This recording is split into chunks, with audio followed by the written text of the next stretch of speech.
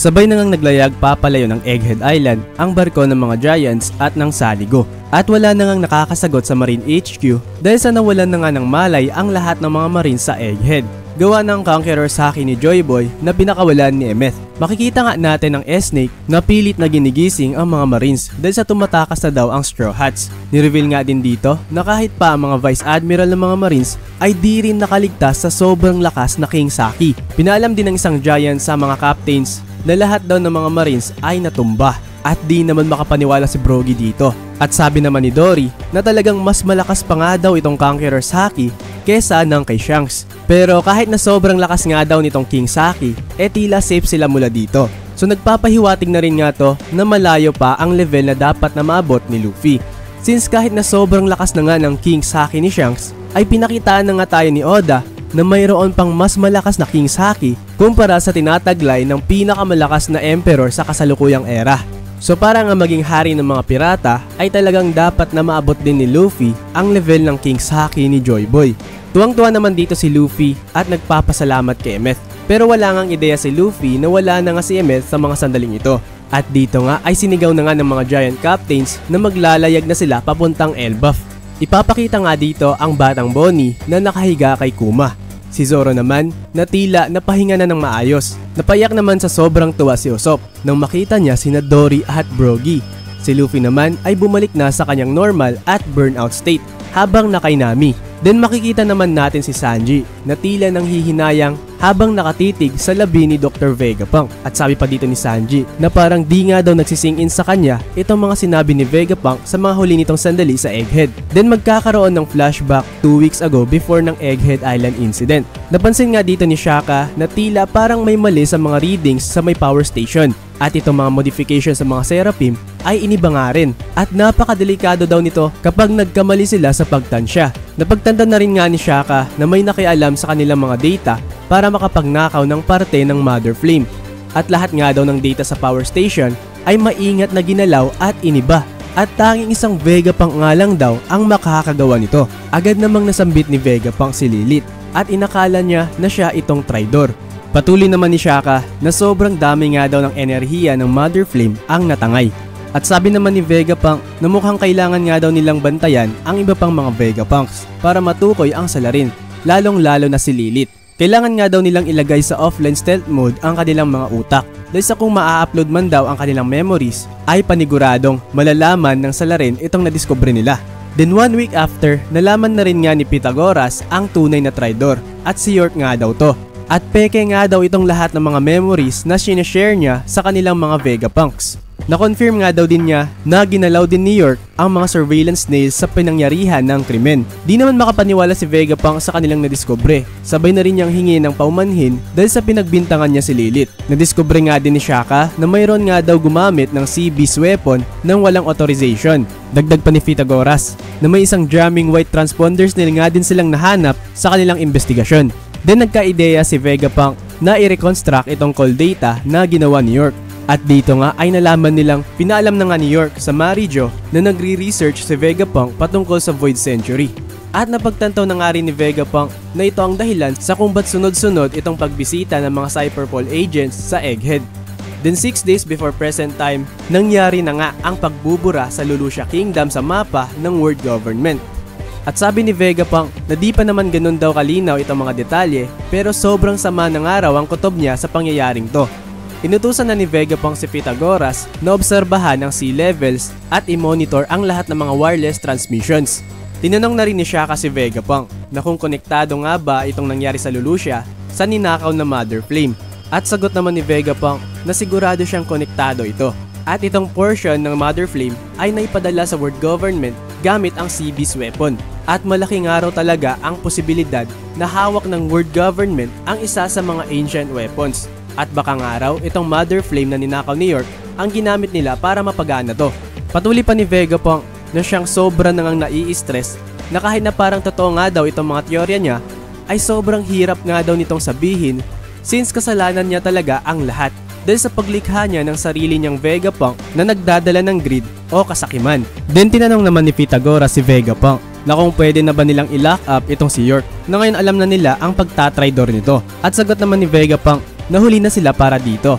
at wala na silang magagawa sa motibo ni York. At paniguradong buburahin nga din daw sila ng world government dahil sa may alam na sila patungkol sa Void Century. At pinakita na rin nga daw ni York ang halaga niya sa world government sa pagbibigay nito ng Mother Flame sa kanila. Kaya ang pinakamagandang bagay na magagawa nila ngayon ay gamitin itong tiwala nila kay York para alamin ang balak nila sa Mother Flame at para na din maging preparado sa pinsalang madudulot nito. Then sabi naman ni Shaka na mayroon pa rin silang chance ang makatakas kapag aalis na sila ngayon. At sagot naman ni Vegapunk na instead sila ay maghanda nga daw sila ng barko para sa mga naninirahan sa Egghead dahil sa sila itong may chance talaga para tumakas ng isla dahil sa imposible na nga daw to para sa kanila.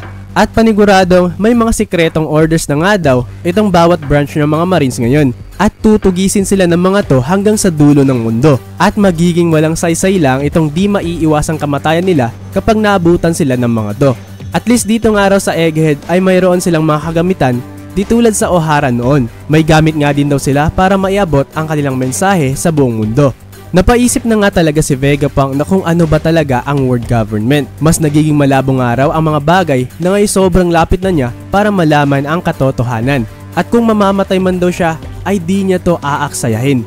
Humingi na rin nga ng paumanhin si Vegapunk kina Shaka at Pythagoras dahil sa nadamay pangaraw sila dito. At sagot naman itong dalawang satellites na huwag mag-isip ng ganito itong stela nila dahil sa parehas nga lang daw silang mga Vegapunks. At magkakaparehas nga din sila ng mga iniisip. Then tinanong naman nila si Vegapunk na kung mamamatay na rin nga daw sila, ano itong bagay na pwede nilang iwan na talagang mapapakinabangan. At sagot naman ni Vegapunk na may isang bagay nga daw na dapat nilang protektahan at ito ang kanilang Cloudloft Technology Manufacture. Dahil sa ang mga artificial island clouds nga raw ang maaaring makakapagligtas sa sangkatauhan sa hinaharap. Then ipapakita nga din dito nang maabutan ni York si Vegapunk sa Ancient Robot at tinanong nga niya itong stela nila na kung ano ang ginagawa niya dito. At sagot naman ni Vegapunk na same old nga daw na kung magtatagumpay ang kanilang experiment sa paggamit ng Mother Flame para mapagalaw itong Ancient Robot ay sobrang laking tulong nga daw nito para makagawa ng isang ideal energy source. Ngumiti naman dito si York at sabi niya na oo nga daw. Sobrang ganda nga daw nito kapag na-achieve nila to. Pasimpleng ngumiti nga din dito si Vegapunk at sa kanyang kaloob-looban ay hinihiling nga niya na sana nga daw ay dito maperpekto. Then 2 days before ng present time ay sinimulan na nga nila Vegapunk ang pagre-record sa broadcast. At sabi pa ni Vegapunk kina Shaka at Pythagoras na paniguradong mabibigla nga daw ang lahat sa kanilang isisiwalat. Pero dapat nga lang daw talaga na malaman ito ng lahat. At paniguradong wala din ngang mag-e-expect na itatago nila itong transponder snail sa loob ng katawan ng Ancient Robot. At ang kanyang kamatayan nga daw ang makakapag-trigger nitong broadcast na siyang makakarating sa buong mundo. Pagkatapos nga ng kanilang preparasyon ay sinigurado nga din nilang tatlo na walang makakaalam sa kanilang ginawa. At ang pinakaligtas na paraan na maaari nilang gawin ay itong pagbubura ng kanilang mga alaala. At ang magiging consequence naman nito ay malilimutan nga nilang lahat ang mga memories na related sa ginawang pagtatraidor ni York. At itong nasa panganib ang kanilang mga buhay. At sabi naman ni Shaka, nadadaan nga daw sila ulit dito sa lahat ng mga nadiskubre nila. At sabi naman ni Vegapunk na maulit nga din daw itong takot na mararamdaman nila sa panganib na nakabadya sa kanilang buhay. Pero ganun pa man ay nakalikha na rin nga sila ng countermeasures para dito. At kahit na ano pa man daw ang mangyayari, ay paniguradong sila pa rin ang magwawagi sa huli. Kalaunan ay makikita naman natin ang eksena nang matapos ng mabura ang mga alaala ng tatlong Vegapunks. At wala nga silang ideya sa kung ba't nandirito sila sa silid. Then may nakita nga si Vegapunk na isang papel na may mensahe. At siya mismo ang sumulat ng nilalaman nito. Nakasaad nga dito na alam na ng world government ang patungkol sa pagre-research nitong si Vegapunk sa Void Century na siyang ikinagulat naman ng tatlo. At nakasaad dito na gayon pa man ay nakalikha na rin nga daw sila ng preparasyon para dito. At saka magtiwala na lang sila at mamatay. Di naman makapaniwala dito si Vegapunk na sinulat niya to dahil sa sinabi nga niya dito sa sulat na mas mainam na mamatay na lang daw siya. Nakasaad din nga sa sulat na nakarating na si Emperor Straw Hat at ng kanyang crew sa Egghead kasama si Bonnie. Papalapit na rin nga daw ang mga Cyberpol agents at may mga marine battleships na rin nga daw ang pumapalibot sa isla. At tila kasama nga din daw nila sina Admiral Kizaru at Saint Saturn na siya namang ikinagulat ng sobra ni Vegapunk. Then mapupunta naman sa eksena sa mga sandaling kasama pa ni Vegapunk sina Sanji, Atlas at Frankie. At sabi dito ni Vegapunk na pagkatapos nga daw nilang mailigtas si Bonnie ay mas magandang magpaiwan na lang daw siya. Then sabi naman ni Sanji na paniguradong mamamatay daw siya kapag ginawa niya ito. At sagot naman ni Vegapunk na di na nila kailangan pang tulungan siya para makatakas. At napagdesisyonan na nga daw niya to, kaya hayaan na lang daw nilang mamatay siya dito sa isla na siyang tinutulan naman ng kanyang mga kasama. Dagdag naman ni Vegapunk na naniniwala siya na itong kamatayan niya ay makakapag-trigger ng isang napaka-importanteng bagay. Di naman sumang-ayon si Sanji kay Vegapunk dahil sa di daw nila pwedeng hayaan na lang si Vegapunk na mamatay at kung pwede nga daw ay gumawa sila ng iba pang paraan. Then patuloy naman ni Vegapunk na may isa pa siyang bagay na gustong sabihin. At sabi dito ni Vegapunk na gusto nga daw niya na ang Straw Hat Pirates ang makakakuha ng One Piece. At sa pagtatapos ng chapter ay makikita natin itong selebrasyon ng mga Giant Pirates kasama ang Straw Hat Pirates. At hudyat na rin nga to na magsisimula na talaga ang Elbaf Arc. At dito na, nagtatapos ang chapter 1123 ng One Piece. Well, dito nga sa chapter ay pinakita na nga rin sa atin ni Oda na kung ba't si Dr. Vegapunk ang pinakamatalinong tao sa buong mundo ng One Piece. Napakaganda nga nitong ginawa nilang countermeasures para sa ginawang pagtatraidor ni York sa kanila. Di nga lang nila to nasolusyonan dahil sa nasigurado nga din nila ang panalo kahit na anong sitwasyon pa ang mangyayari. So kung nagustuhan nyo man ng ating video ay huwag po sanang kakalimutang mag-iwan ng like sa atin. At pakihampas na rin ng subscribe button at notif bell dahil sa sobrang laking tulong po niyan sa ating channel. Maraming salamat po sa panunood at hanggang sa muli mga ropa.